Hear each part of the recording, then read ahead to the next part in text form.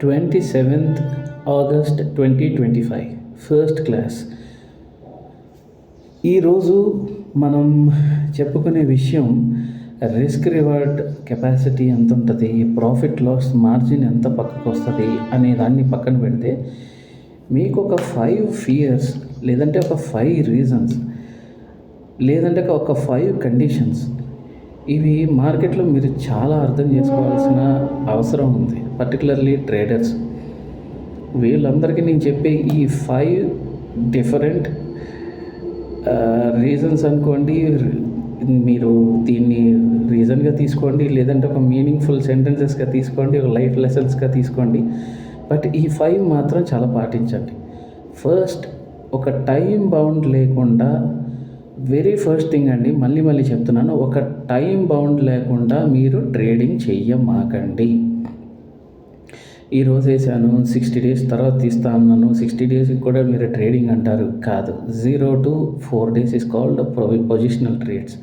0 to 41 days is called swing trade. 0 to 3 months is a very short term. 3 to 4 months or 0 to 4.5 months is called mid-term trading. 0 to 6 is called medium term trading sessions. 0 to 1 year or more than 1 year is called long term trading. మీరు ఇది చూసుకోండి. Okay, ఒక time bound లేకుండా మాత్రం చేయొద్దు. సెకండ్ది, over trading చేయొద్దు. నాకు నిన్న ఒక యాక్సిస్ బ్యాంక్ పైన ఒక 400 రూపీస్ వచ్చినాయి, ఇవాళ 800 రూపీస్ ఇస్తుంది. ఓవర్ ట్రేడ్ చేయొద్దు బాస్. Third, revenge trading.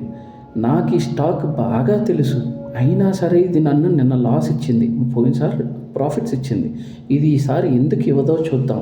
ఇది revenge trading. Don't do it. ఫోర్త్ది, ఎమోషనల్ ట్రేడింగ్. మీ స్టాక్స్ నిన్నటి వరకు 1,50,000 రూపాయలు కనిపించినాయి, ఈరోజు ఒక 25,000 తగ్గింది. 1,25,000 నేను తీసేశాను, అయ్యో నాకు ఇంకా 25,000 లాస్ ఉందని చెప్పి మళ్ళీ దాన్ని యావరేజ్ చేస్తారు, లేదా మళ్ళీ దానిపైన యాడ్ అవడం. ఇది చాలా ఎమోషనల్ ట్రేడింగ్. మీరు కంగారులోకి వచ్చేసి తీసేయటం కూడా ఎమోషనల్ ట్రేడింగే వస్తుంది, ప్యానిక్ ట్రేడింగే వస్తుంది.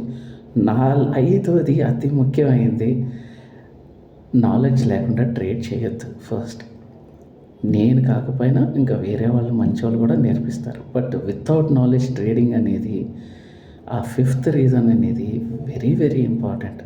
అక్కడే ఎక్కువ లాసెస్ అవుతున్నాయి. ఎవరో చెప్పారని ట్రేడింగ్ చేయటం, మనకి రాకుండా, అసలు మనకి తెలియకుండా ట్రేడింగ్ పెట్టడం,